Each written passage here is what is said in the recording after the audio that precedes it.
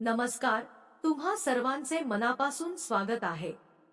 आज पुन्हा एकदा आम्ही तुमच्यासाठी एक अतिशय माहितीपूर्ण व्हिडिओ घेऊन आलो आहोत, ज्यामध्ये आपल्याला सांगितले जाईल की तुमच्या घरात सुख शांती, संतती नसणे, पैसा नसणे यामुळे तुम्ही ही त्रस्त झाला आहात का? तुमचे नशीब तुमच्या बाजूने नाही, तुमच्या घरात लक्ष्मी वास करत नाही, तुमच्या घरातील शांती आणि आनंदाला ग्रहण लागले आहे का? तुमचे कोणतेच काम व्यवस्थित पार पडत नाही का? तर मित्रांनो, आजच्या व्हिडिओमध्ये आम्ही खूप महत्त्वाची माहिती देणार आहोत। ज्या महिला रात्री आपल्या पतीसोबत झोपतात त्यांच्यासाठी ही माहिती खूप महत्त्वाची आहे। मित्रांनो, ज्या स्त्रिया आपल्या पतीवर रागवतात किंवा पतीसोबत झोपत नाही, तर त्यांनी या व्हिडिओकडे अजिबात दुर्लक्ष करू नये। चला व्हिडिओ सुरू करूया। त्याआधी हे लक्ष्मी माता जो कोणी तुमच्या हा चॅनल सबस्क्राइब करेल, त्याच्या घरात धनाची कमतरता भासणार नाही आणि त्याचे कुटुंब सदैव आनंदी, सुखी आणि समृद्ध राहो। एका गावात एक गरीब शेठ राहत होता। होय, गरीब शेठ। तुम्ही विचार करत असाल की शेठ होता आणि तोही गरीब, हे दोन परस्पर विरोधी शब्द एकत्र कसे? हा सगळा नशिबाचा खेळ आहे मित्रांनो। प्रत्येक व्यक्तीच्या आयुष्यात चढउतार येत असतात। तसेच दीनानाथ शेठ हे देखील एकेकाळी खूप श्रीमंत होते आणि ते पुष्कळ दानधर्म आणि सत्कर्म करत असत। पण काळ बदलला आणि त्यांनी हळूहळू आपली संपत्ती गमावली आणि शेवटी अशा टप्प्यावर पोहोचले की लोक त्याला गरीब शेठ नावाने ओळखू लागले। पण ते म्हणतात ना की चांगल्या कर्मांची फळे लवकर किंवा उशिरा का होईना पण नक्कीच मिळतात। असंच काहीच ह्या गरीब शेठच होणार होत। ज्या गावात हा शेठ राहत असे, तेथे एकदा राजाने घोषणा केली की ज्याने चांगले काम केले आहे त्याच्या चांगल्या कर्मांची मोजणी करावी आणि त्या बदल्यात राजाकडून जो काही सन्मान असेल तो घ्यावा। ही घोषणा शेठच्या पत्नीने ऐकली। शेठच्या पत्नीला खूप आनंद झाला, कारण शेठने आपल्या चांगल्या दिवसात असंख्य पुण्य कर्मे केली आहेत हे तिला माहित होते। हे बायकोने शेठला सांगितल्यावर शेठही खुश झाला आणि म्हणाला की तसे असेल तर आपल्याला खूप मोठे बक्षीस मिळायला हवे, कारण आपल्या सत्कर्मांची यादी खूप मोठी आहे। शेठने दुसऱ्या दिवशी 4 भाकरी सोबत घेतल्या आणि राजाच्या महालाकडे निघाला। शेठच्या घरापासून राजाचा वाडा बराच दूर होता। प्रवास लांबचा होता। अर्ध्या वाटेवर पोहोचल्यावर शेठ खूप थकले आणि विश्रांतीसाठी एका झाडाच्या सावलीत बसले आणि सोबत आणलेल्या भाकऱ्या खाण्याचा विचार करू लागले। शेठ जेवायचा विचार करत होते, तेवढ्यात अचानक एक गाय आणि तिचे 2 बछडे त्यांच्या समोर आले। त्यांच्या हातातल्या भाकऱ्या पाहून गाय आणि तिचे वासरू त्याच्या समोर येऊन उभा राहील आणि त्यांच्याकडे पाहून त्याला समजलं की ती भुकेली आहे आणि शेठकडे खायला मागत आहे। शेठच्या चांगल्या दिवसात शेठकडे अनेक गायी होत्या, त्यामुळे शेठला गायींची वागणूक चांगलीच माहीत होती।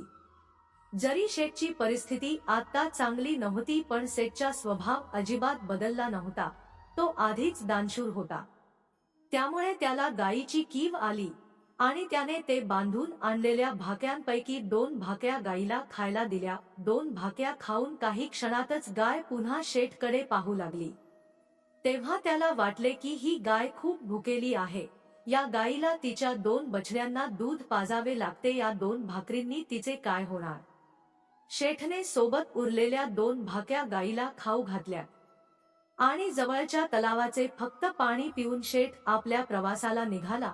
शेठ राजाच्या दरबारात पोहोचल्यावर राजाने संपूर्ण दरबारासमोर शेठला त्याचे नाव विचारले आणि त्याच्या चांगल्या कर्माबद्दल सांगण्यास सांगितले। शेठ राजाला त्याच्या कृत्याबद्दल सांगू लागला। शेठ म्हणाले, महाराज, मी अनेक भुकेल्यांना जेवण दिले आहे, अनेक मंदिरात दान केले आहे, अनेक निराधारांना आसरा दिला आहे, अनेक तीर्थक्षेत्रांना भेटी दिल्या आहेत। त्यांनी शेकडो संतांची केलेली सेवा आणि अशी भरपूर कामे सांगितल्यावर शेठ म्हणाले, महाराज, ही माझी अनेक सत्कर्मे आहेत, त्या बदल्यात तुम्हाला हवे ते बक्षीस द्या। थोडा वेळ विचार करून राजा म्हणाला, तुमच्याकडे अजून काही सत्कर्म असतील तर सांगा, कारण तुम्ही मला जे काही सांगितले आहे ते मी सत्कर्म म्हणून गणत नाही। राजा जे बोलला ते ऐकून शेठला खूप आश्चर्य वाटले.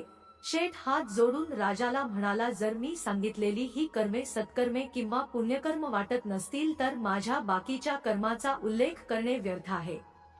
तुम्ही मला परवानगी द्या, मी परत जातो. जेव्हा शेठ दरबारातून निघू लागला तेव्हा राजाचा एक दरबारी राजाकडे गेला आणि काहीतरी बोलला. ते ऐकून राजाने शेठला पुन्हा दरबारात बोलावले. राजा म्हणाला, तू आज जे चांगले काम केले आहेस ते सांगितले नाहीस. शेठ म्हणाले, महाराज आज मी कोणतेही चांगले काम केले नाही, मग तुम्हाला काय सांगू. राजाने त्याच दरबाराला उभे राहून संपूर्ण घटना सांगण्यास सांगितले, ज्याने राजाला त्याच्याबद्दल सांगितले होते. दरबारी उभा राहिला आणि म्हणाला, महाराज मी सांगितल्याप्रमाणे मी त्याच गावात राहतो जिथे हा शेठ आराम करायला बसला होता. तिथे मी पाहिले की त्याने त्याच्या जवळचे सर्व अन्न गायला कसे दिले आणि तो स्वतः न खाता फक्त पाणी पिऊन उपाशी राहिला. राजा काय बोलतोय ते शेठच्या लक्षात आले. तेव्हा शेठ राजाला म्हणाला, प्राण्याला खायला घालण्यात काय पुण्य आहे, ते आपले काम आहे. राजा शेठला म्हणाला, माझ्या महान गुरुजींनी सांगितल्याप्रमाणे मी ती कामे पुण्यकर्म मानतो जी ख्या निस्वार्थ भावनेने केलेली असतात. म्हणूनच तुम्ही आज जे काम केले ते सर्वोत्कृष्ट होते, यासाठी तुम्ही खरोखर बक्षीस पात्र आहात. यानंतर राजाने त्या शेठला आपल्या सर्वात विश्वासू सेवकाचे पद दिले. आता शेठला त्या राजाच्या दरबारात बसण्याची संधी मिळाली होती. त्याला खूप आनंद झाला.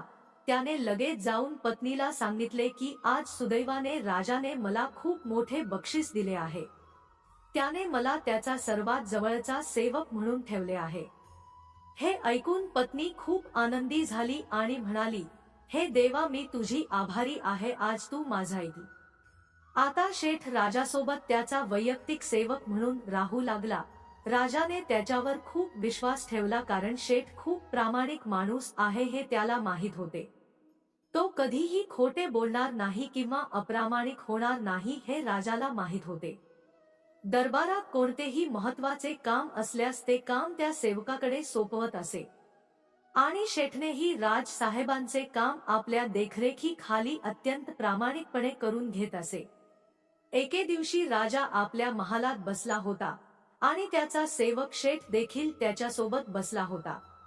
तेवढ्यात अचानक एक शिपाई तिथे येतो आणि राजाला सांगतो की राजा, एका साधूला तुम्हाला भेटायचे आहे. तेव्हा राजाने त्याला आदरपूर्वक आणण्याची आज्ञा केली.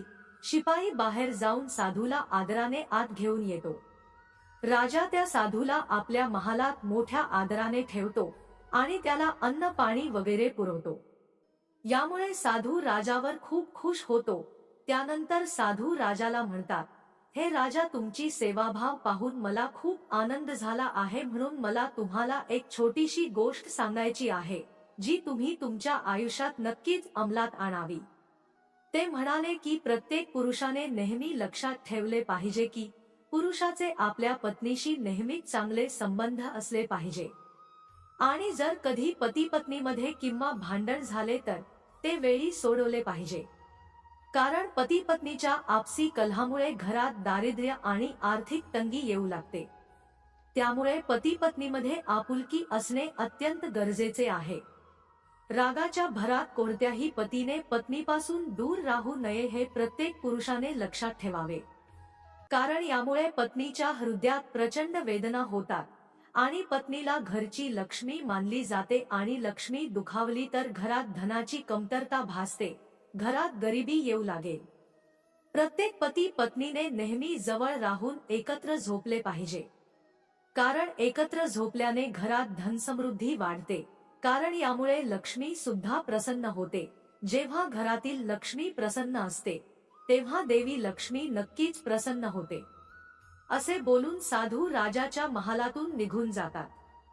काही दिवसांनी राजाचे राणीशी भांडण होते आणि दोघेही वेगवेगळ्या ठिकाणी राहू लागतात. म्हणजे दोघेही एकमेकांपासून दूर राहू लागतात. राणी तिच्या खोलीत झोपायची, राजा त्याच्या खोलीत एकटाच झोपायचा. पण राणी रोज रात्री राजाच्या खोलीत त्याला पाहण्यासाठी जात असे. राज्याच्या सैनिकांमध्ये सैनिकाच्या वेशात एक ढोंगी राजवाड्यात राहत होता, जो दुसऱ्या राजाचा गुप्तहेर होता. राजा आणि राणी यांच्यात भांडण सुरू आहे हे कळल्यावर तो त्याचा फायदा उठवण्याचा प्रयत्न करतो आणि राजाला मारून संपूर्ण राज्य ताब्यात घेण्याचा प्रयत्न करतो. एका रात्री तो त्याच्या काही साथीदारांसह त्याला मारण्यासाठी राजाच्या दालनात जातो, कारण राजा त्याच्या खोलीत एकटाच झोपला होता. त्याची राणी त्याच्यासोबत नव्हती हे त्याला माहीत होत. गुप्त शत्रूचा दूत राजाच्या खोलीत शिरला आणि तिथून राणी रात्री राजाला पाहण्यासाठी राजाच्या खोलीकडे येत होती. राजाच्या खोलीत कोणीतरी त्याला मारण्यासाठी जात असल्याचे राणीने पाहिले. हे पाहून राणी ताबडतोब काही सैनिक पाठवते आणि त्या शत्रूला अटक करते. सकाळी जेव्हा राजाला या सर्व पराक्रमाची माहिती मिळते, तेव्हा त्याने राणीचे लाखो वेळा आभार मानले आणि पती पत्नीने नेहमी एकोप्याने राहावे असे साधूंचे शब्द राजाला आठवतात. कारण यामुळे घरात ऐश्वर्य आणि समृद्धी येते आणि सर्वांचे नशीब चांगले राहते. राणीने त्याला जर योग्य वेळी पकडले नसते तर कदाचित राजाची सर्व संपत्ती आणि प्राण शत्रूने हिरावून घेतले असते. हे खरे आहे की घरातील स्त्री ही स्वतः लक्ष्मी असते आणि लक्ष्मीला नेहमी प्रसन्न ठेवले पाहिजे. आणि जर पती पत्नीसोबत झोपला तर पत्नी सदैव आनंदी राहते आणि घरात सुख शांती, संपत्ती आणि समृद्धी नांदते. मित्रांनो, या व्हिडिओमध्ये काही चूक झाली असेल तर मी तुमची क्षमा मागत आहे. व्हिडिओ आवडला असेल तर व्हिडिओला लाईक करायला विसरू नका. तसेच व्हिडिओ लाईक करून कमेंटमध्ये जय भोलेनाथ टाईप करा. भेटूया पुढच्या अशाच एका ज्ञानवर्धक व्हिडिओमध्ये एका नवीन चर्चेसह. तुम्हा सर्वांचे मनःपूर्वक आभार. श्री स्वामी समर्थ. जय श्रीराम. जय श्री हनुमान. जय श्री कृष्ण. जय माता लक्ष्मी.